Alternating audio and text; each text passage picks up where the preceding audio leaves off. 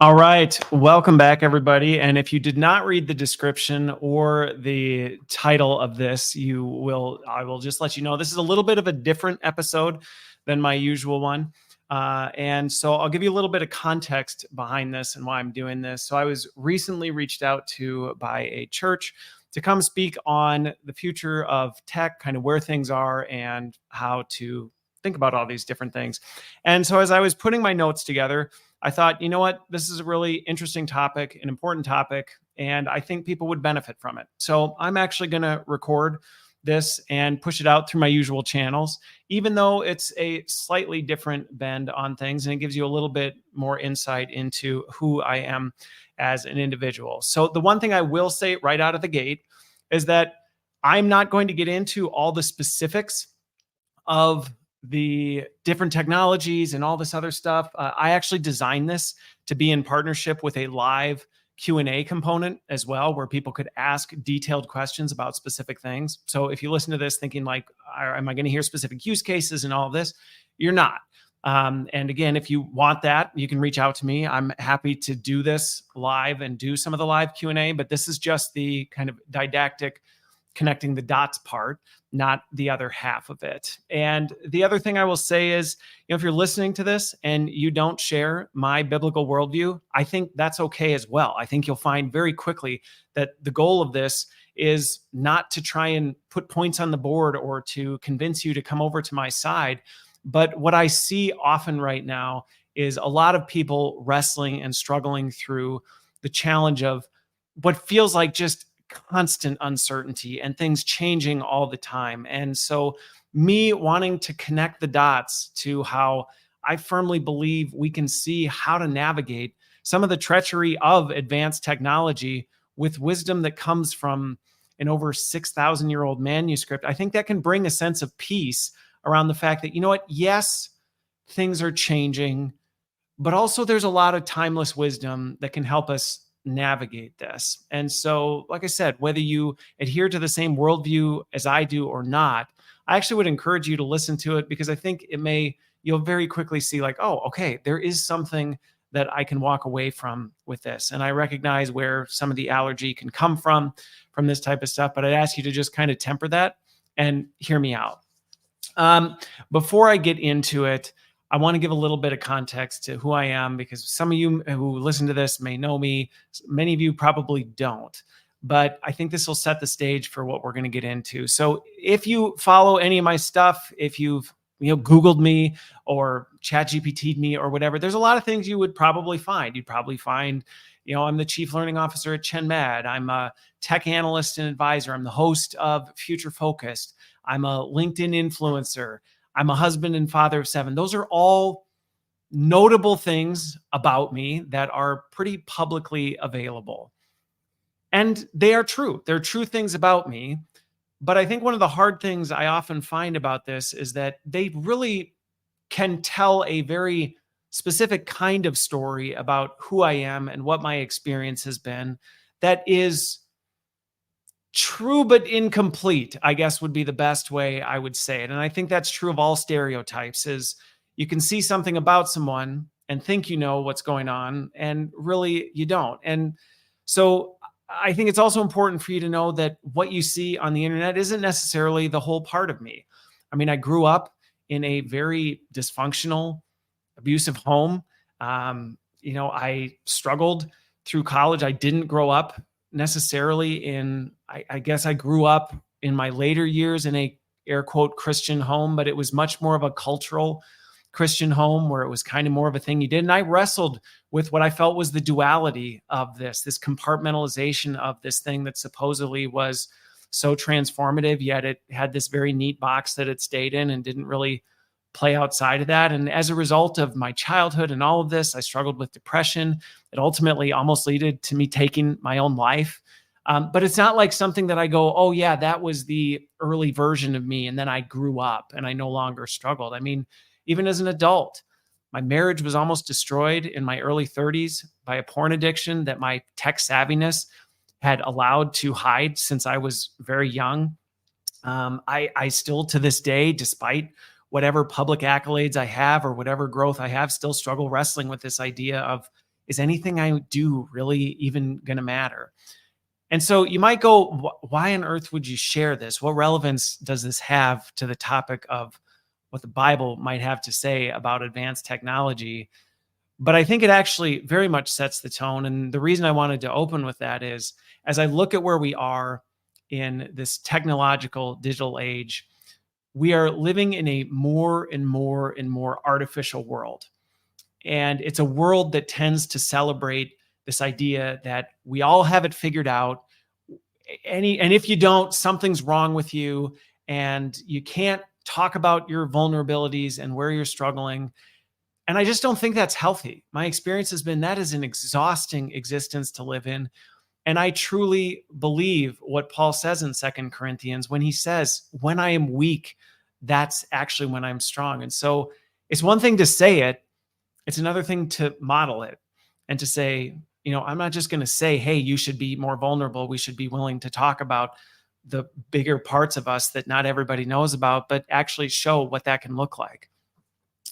I think the other part also comes from the fact that where I've arrived at some of these things and some of the hard things I've had to go through to actually look in the mirror and work through some of that stuff, it came with a lot of time and reflection and a lot of work that had to go into that. And I say that because it would be easy as you're trying to look at how do I navigate the chaos and the uncertainty of this and say, so then how do I navigate it? And see some of the things I'm going to talk about and go, okay, so if I just do this, it'll be okay. But I think I wouldn't be doing it justice if I told you that was the case, because the reality is you can know what you need to do, but if you can't look in the mirror and see who you really are and know the ins and outs of your own vulnerabilities and how things of your past and even your present affect you and change the way you think, you can know what the path is, but you're blind to who you are, so you won't know the path you're walking on. And so in addition to, I hope this content is beneficial. I hope it challenges your thinking. I hope it helps you navigate the future ahead. But I also want to be really honest with the fact that you also need to do some hard work to understand yourself. Because if you don't understand yourself, the scary part is the technology that is coming out that we have today probably knows you better than you know yourself. And that's why we see some of the things where you can sign up for a social media account and within minutes, it seems to be presenting you with content that you didn't even know you wanted. And it's because it knows you so well. And if you don't know yourself, you are exponentially more vulnerable to the things that we are seeing today and will only see more of in the future. So that's kind of the setting the stage for this whole thing. I want to transition out of that and kind of transition over to the biblical side of this and how the dots connect. Because what I'm going to do is kind of highlight how there's 4 risks that I think we see clearly laid out in the earliest chapters of Genesis that actually prepare us. If we see these risks, we know ourselves, we see these risks, we actually can do a much better job of mitigating what's ahead of us and the waters we're swimming in right now. But I think it's important to talk about this. And I also want to say, look, I'm not a theologian. I'm not an apologist. So I'm not going to sit and unpack what the Greek means or the Hebrew of Genesis means and what the different words are and how we should interpret those. I'm not going to get into this. Is this a 7-day creation? That's not the point. That's not what I want to talk about. And there's lots of resources you can go out if that's what you're looking for. I also want to let you know, my goal in this is not to tell you to put down your phone or get rid of your internet connection and hide from this stuff, because you can't. And I actually love tech. I think it's fantastic. I think there's so much beauty and wonder in what we can do with this, but we have to know what we're doing and we have to know how to navigate it. Now, you may be thinking, Genesis, like really all the way back to the beginning? Why on earth would you pick the early books of Genesis? And really the verses that I specifically am going to connect the dots to is Genesis 2:4 through Genesis 3:24. And to talk about this, and the reason for that, similar to the fact that I think before you can know what your path forward is, you need to actually look back into your past and see where you go. To me, the same is true with, if we're going to navigate the path forward through technology, we actually need to go back to the very beginning and look at what can be learned from that. It just helps us better prepare for things. And I just think of what Solomon says in Ecclesiastes, which is, history repeats itself. It's all been done before. Nothing under the sun is truly new. And sometimes people say, here's something new, which we see right now. Here's something new. Look at this AI thing. Look at this AGI thing. Look at what we're doing with this. But it's old. Nothing is ever truly new. We don't remember what happened in the past. And in future generations, no one will remember what we're doing now.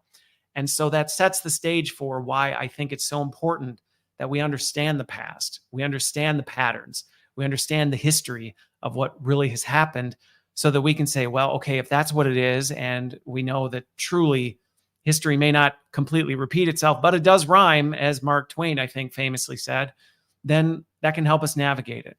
So let's dive into what I think are the 4 biggest risks. And I want to be clear that I'm saying these are risks.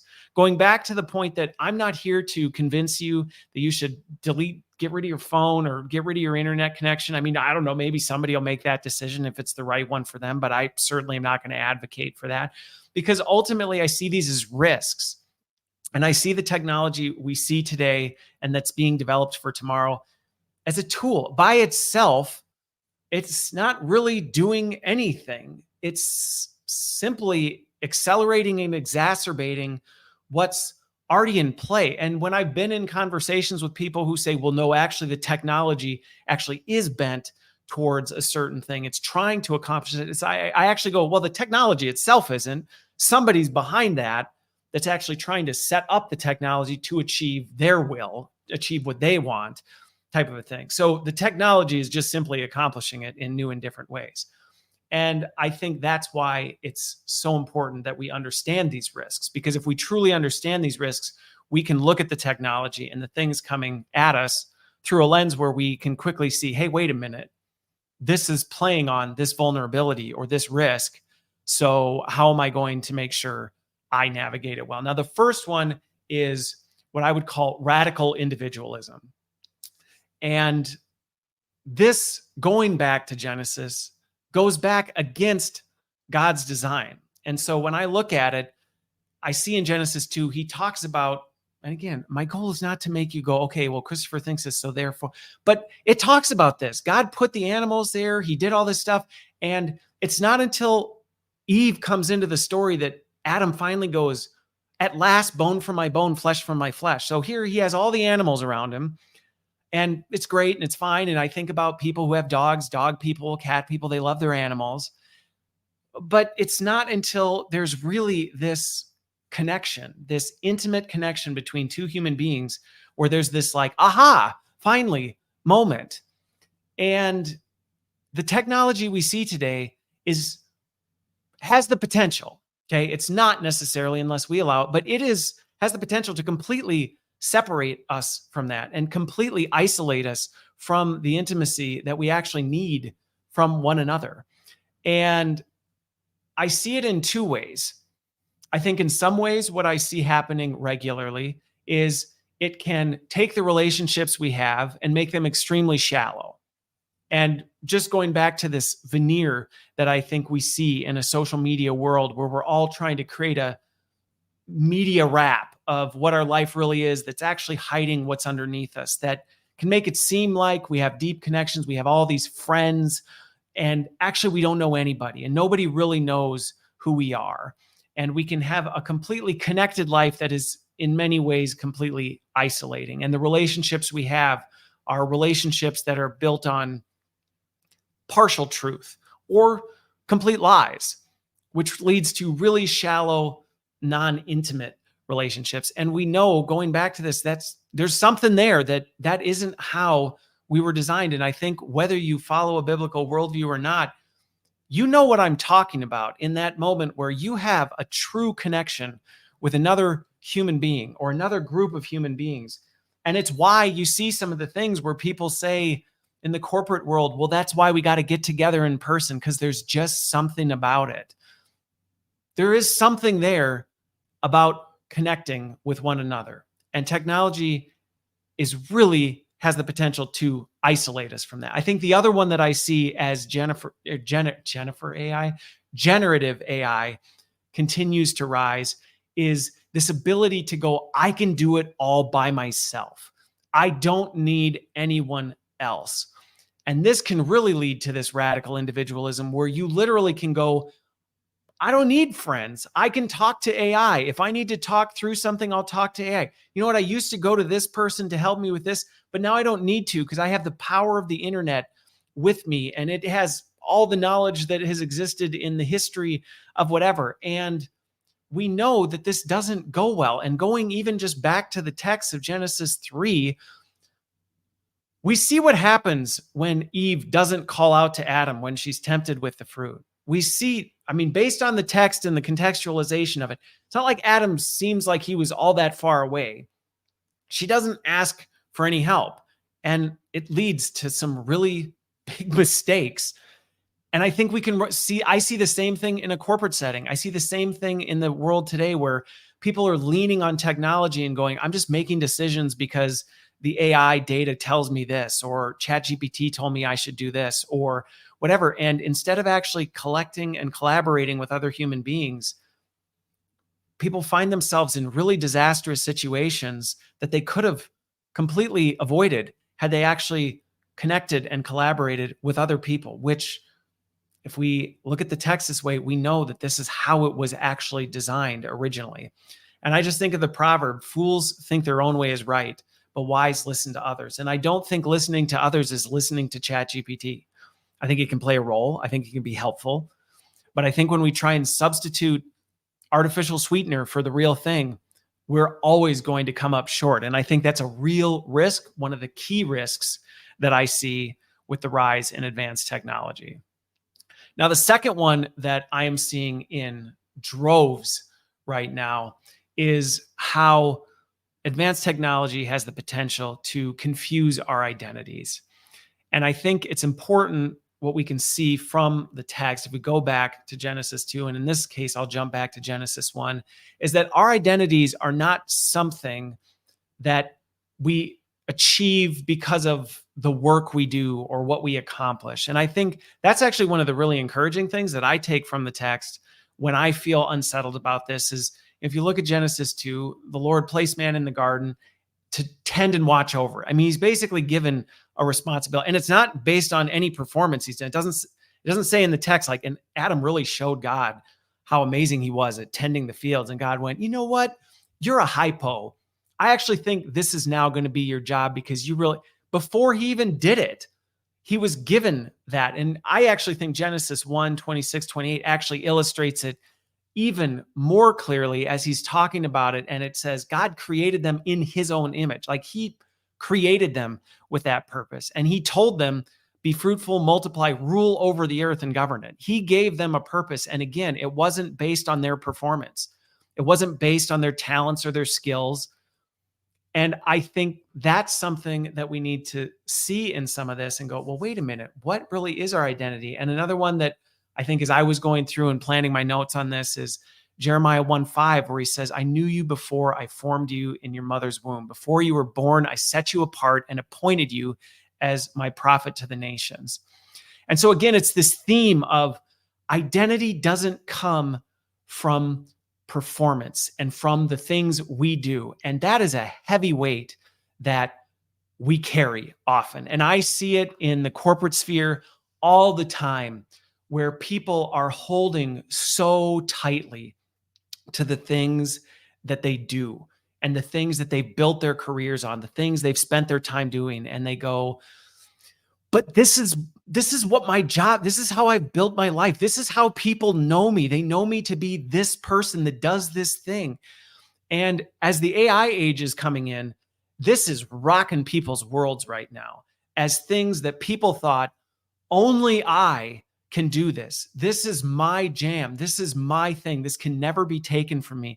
They're having it ripped literally out from under them as AI comes in and goes, yeah, I can do that better, faster, whatever. And people are afraid of this technology because in many ways, I see people being afraid that their identities are being taken from them. And that's a real threat. And that can make you do really stupid things.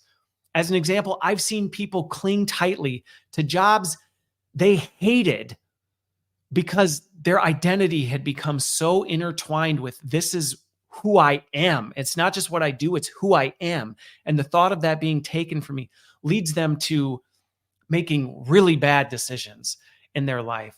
Now, on the flip side, I think another risk related to identity, when we don't lean into this, hey, identity is given to us. And actually, if we look at some of these things, ruling, reigning, taking responsibility for it, one of the biggest risks I see with advanced technology is we can actually become over dependent on it. And while, yeah, the opposite of that is being afraid that your identity is this stuff you do. And so you won't accept AI, you won't adopt it because you're afraid it's going to take who you are.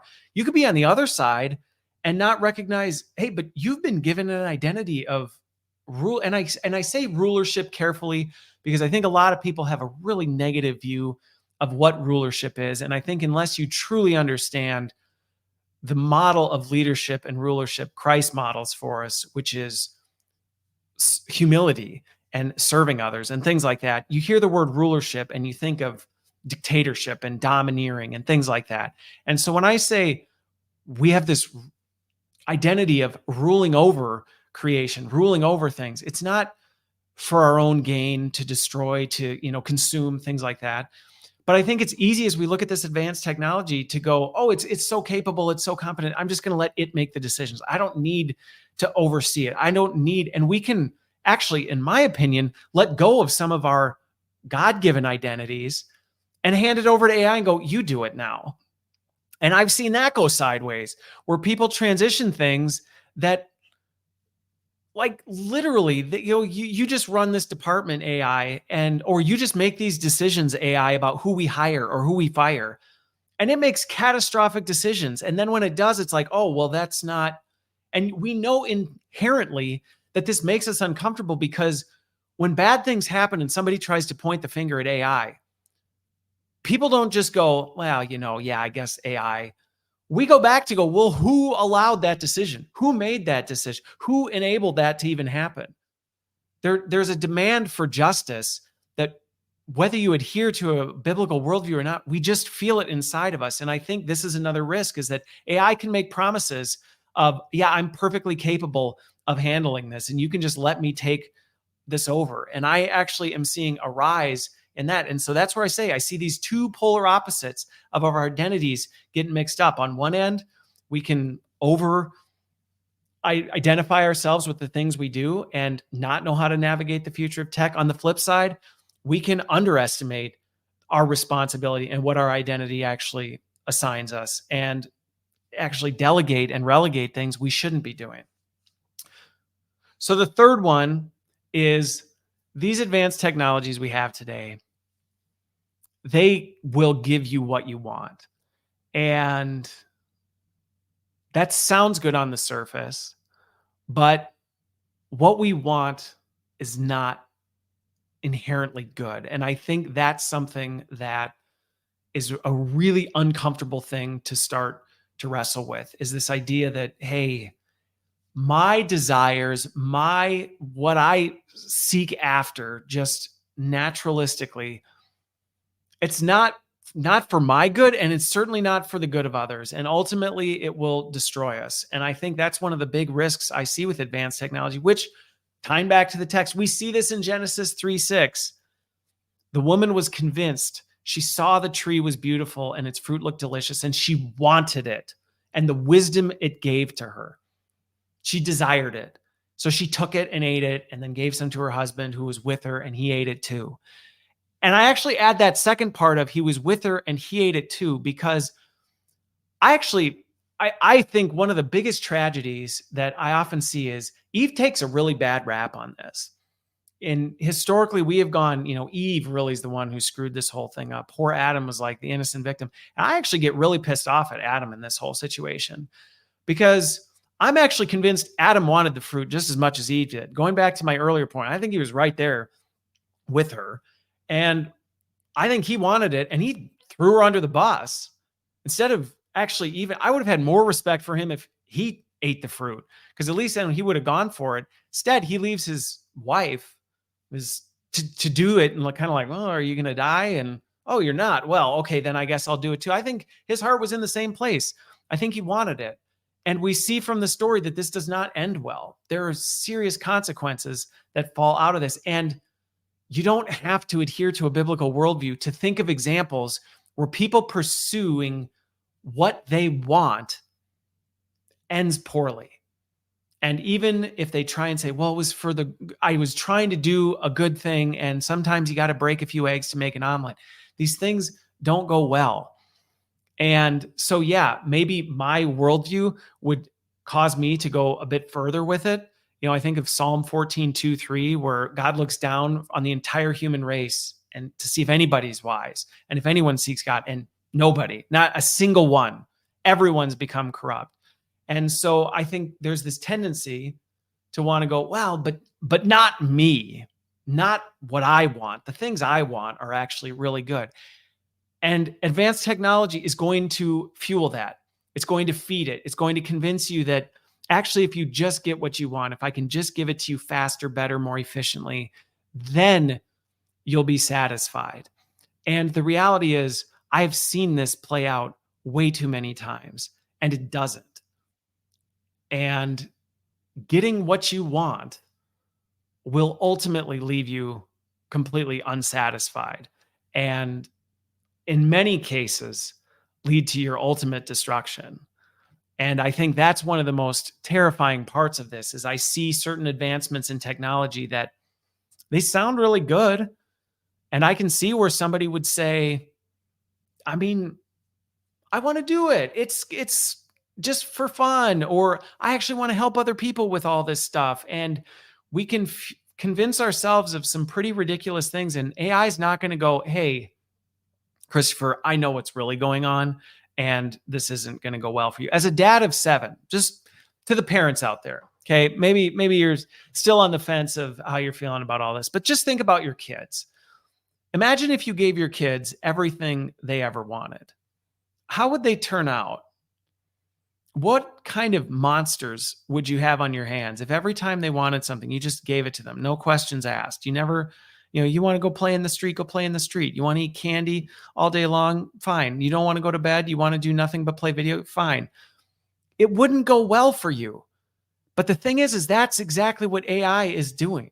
That's exactly what these advanced technologies, it's not even just AI, it's other stuff. The metaverse, all of them are designed to go, whatever you want, we'll give it to you as quickly, as efficiently as we can possibly achieve. And I don't see this going well. And I think we need to be really, really mindful of it, because it will lead you to utter ruin.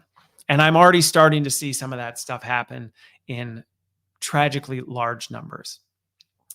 The fourth and kind of last one here that I think we just need to be really careful of is advanced tech. And it really kind of even ties to the previous point. But it's not only just that it'll give you what you want. It may actually even give you good things, but it's going to give you a cheap substitute or a false path to the things that God already promises us. And so looking at Genesis 3:6, they want wisdom. And we see that from the previous verse. The woman looks at it and it looks good, and she wants the wisdom that gets, which, if you are familiar with the biblical text, we know that Solomon is blessed for asking for wisdom. God tells us, if you want wisdom, I'll give it to you. So clearly this isn't an issue that God's not willing to give us wisdom, but there's something about the path by which we take to get it that matters. And basically in the story, the serpent challenges this and goes, yeah, I get God's doing it, but I think he's withholding from you. I think there's an easier way. There's an easier path to get here. Why don't you just eat it and get the wisdom instead of going through whatever path he just hasn't revealed to you yet? And isn't that kind of inconvenient that you don't know? Wouldn't it be a lot faster if you just did what you wanted? And yeah, it's a good thing. Wisdom's probably good. How on earth are you going to live if you don't have that kind of stuff? I can absolutely see where good things can quickly become bad things when we decide to take a path that isn't outlined for us. And we see this again in the New Testament where the accuser tries to pull the same trick on Jesus, takes him out into the wilderness, and actually offers him really good things, things that are good. Like, you need food. God says he's going to protect you. God's promised he's ultimately going to give his kingdom to you anyway. But why don't you just do it my way? Why don't you just do it this way? And I see this all the time with advanced technologies where they're offering shortcuts to stuff that you go, you can't shortcut that.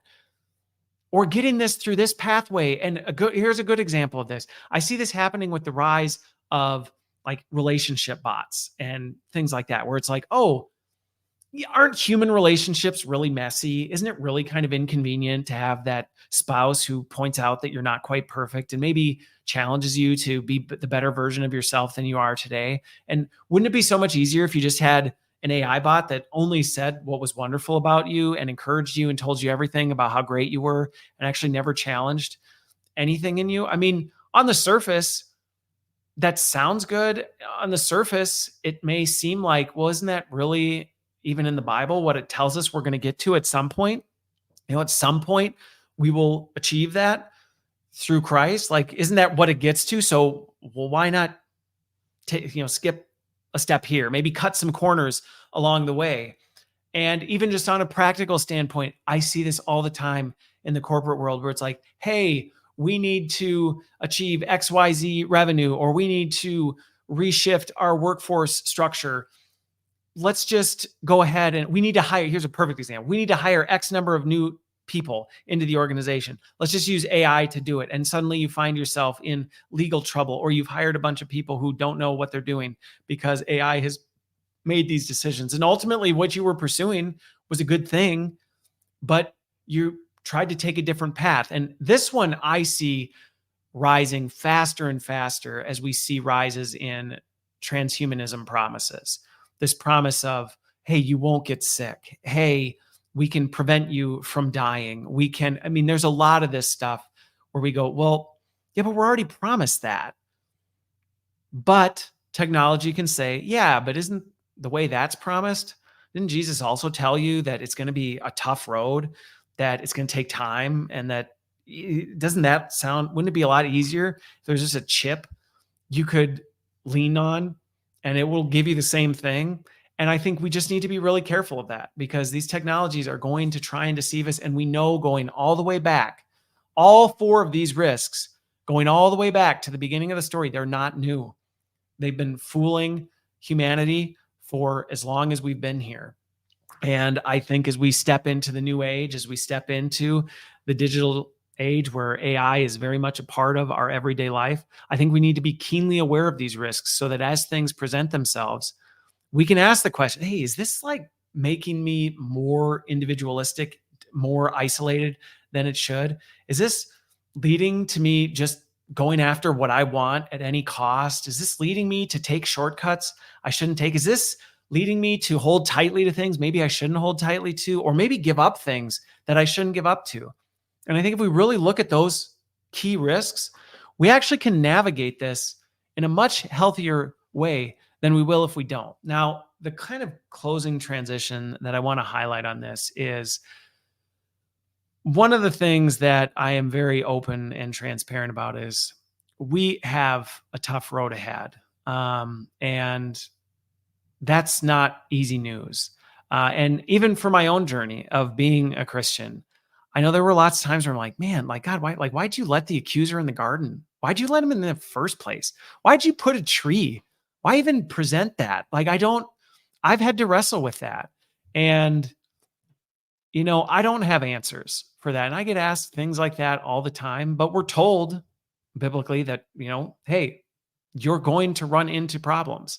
That is not a hidden message. That is not a secret message of the Bible. And I think anybody just who's lived life knows there are no easy paths to things, but they come with purpose.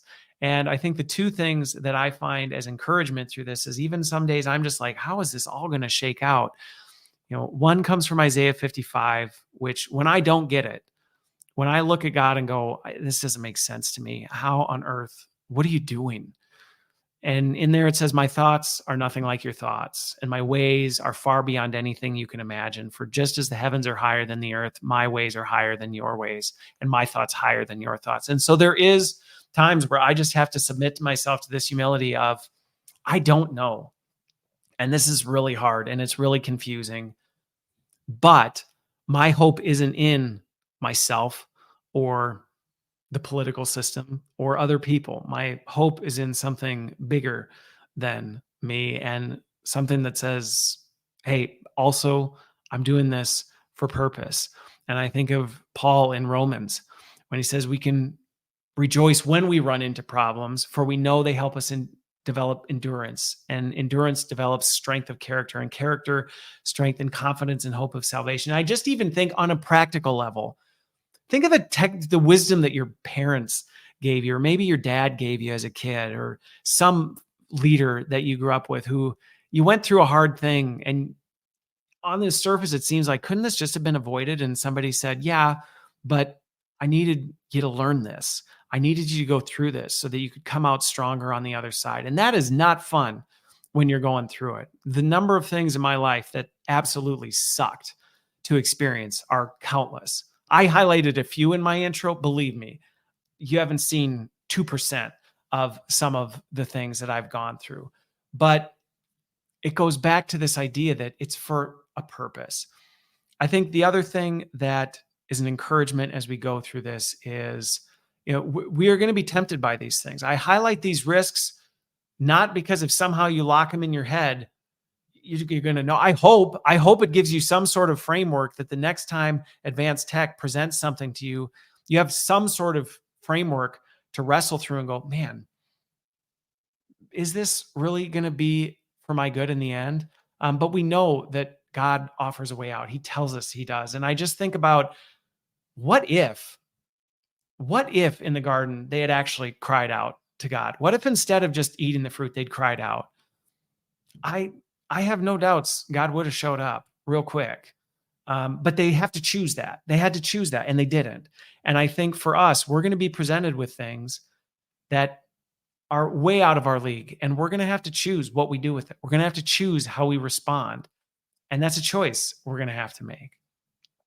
I think the other thing is there are going to be some things that we just need to run from in this. And I don't have a comprehensive list. So I often get asked, what are the things you see that, you just say, we just shouldn't even do this with technology. This is something that should be completely kept off the table.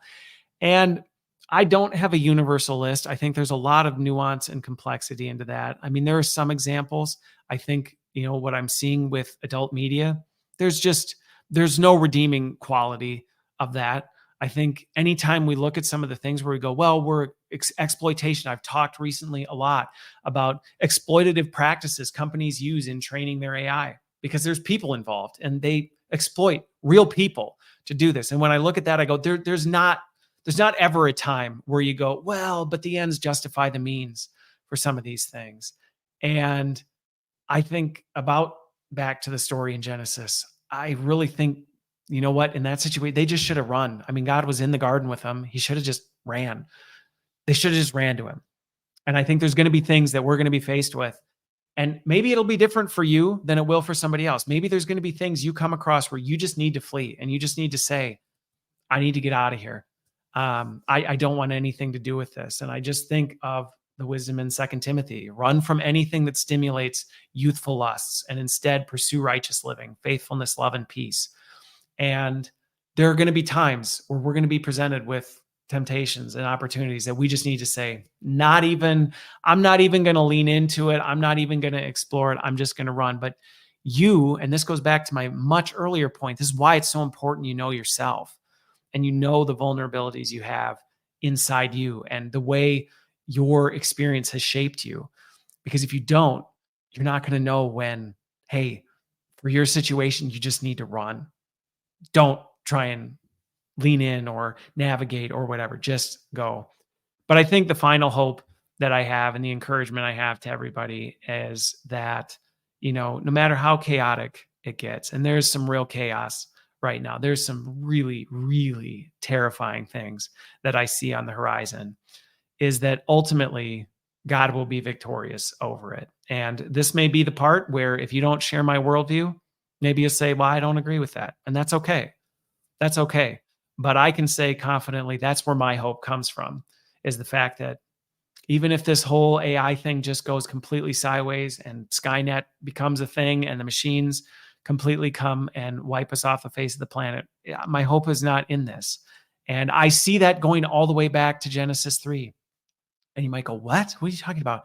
But even in Genesis 3 and verse 15, and I will cause hostility between you and the woman and between your offspring and her offspring, and he will strike your head and you will strike his heel. There is a promise that in the end, God will win. He will defeat all of this.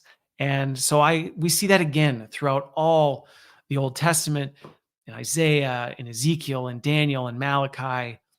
We ultimately see this in that, to me, is the hope of Christ's resurrection, is the hope of, hey, like death isn't the end. I think that's really the true hope in this. You think that's the end?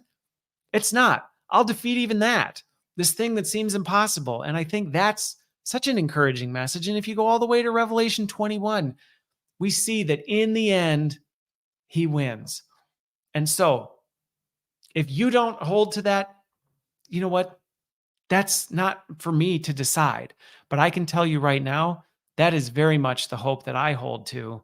And if you hold to a similar worldview, I would encourage you in that, because it is going to get scary and it is going to get overwhelming. And there are going to be some things that feel like, how is this all going to shake out? And I don't know the answers. And there's going to be lots of times where I'm going to look at it and go, well, I think it should happen differently. I think it should go like this. And that's where I'm going to continue to lean back on them. My thoughts are nothing like your thoughts. My ways are beyond anything you can imagine. So with that, I hope this at least encouraged, challenged, gave you some additional food for thought. Like I said, whether you're a Christian or not, I would highly encourage you to go back and read Genesis 2:4 through 3:24. You may read it through a different set of eyes that you maybe haven't before. And again, even if you don't share my whole worldview, you may go, wow, there's actually some pretty interesting stuff in a 6,000 plus year old scroll that I hadn't really considered in how that connects to the world we're living today. Because quite frankly, I think there's a lot more to be said about the future ahead than we often realize. So with that, I hope this challenged your thinking. I hope it encouraged you. I hope you found it helpful. I will see you on the other side. And like I said, normally I do this with a live Q&A session so that people have a chance to go, well, what about this? Or what about this situation? How are you thinking about these things? And I can't do that here on any level, but you can send me a message. You can reach out, and I'm happy to talk about this whenever possible. So with that, I hope you have a great week, and we will see you on the other side.